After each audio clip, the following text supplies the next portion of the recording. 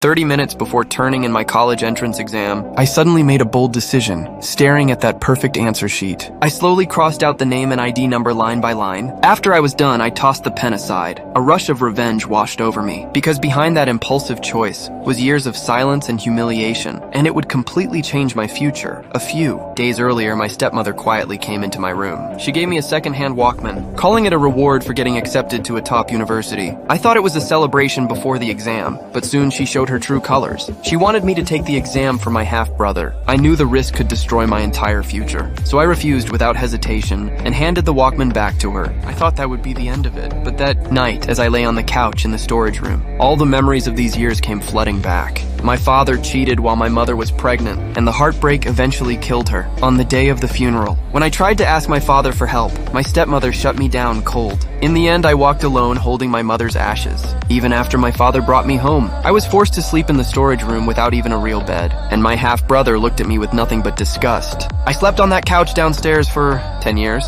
so refusing my stepmother felt easy. But when morning came, I made a decision, one that no one could have expected. I told my stepmother I agreed to her request. Watching the joy on her face, I felt a strange happiness too. But just as I was about to enter the exam hall, my girlfriend Annie spotted me by accident. That unexpected encounter would become the biggest misunderstanding of our lives on the final day during the humanities exam. I thought about how I had been treated all these years, my stepmother's cruelty and my brother's contempt. I picked up the pen and crossed out my brother's name in rage. When the scores came out, the whole family was waiting. The first 3 subjects all scored over 100, but the humanities score was 0. Only then did my stepmother and brother realize they had fallen into my trap. I watched the expressions on my enemies' faces. As my brother lunged at me in fury, he choked me and I did not fight back, because in that moment I felt completely satisfied. At the same time, Annie noticed something. In a photo of her leaving the exam hall, my figure appeared in the background before she could even react. 2 people claiming to be from the Education Bureau knocked on my door. They asked Annie if she had seen me on exam day. She answered without thinking, then rushed straight to my house. But all she saw was me being taken away by the police. When I saw Annie, my face was filled with disbelief too. In the end, I was sentenced to 1 year in prison and banned from exams for 5 years. The day I was released, my father offered me $20,000 as compensation. I looked at that love that came too late, wiped away my tears and made a decision. I would never take his money. One day I would be richer than him. I threw the money back at my father,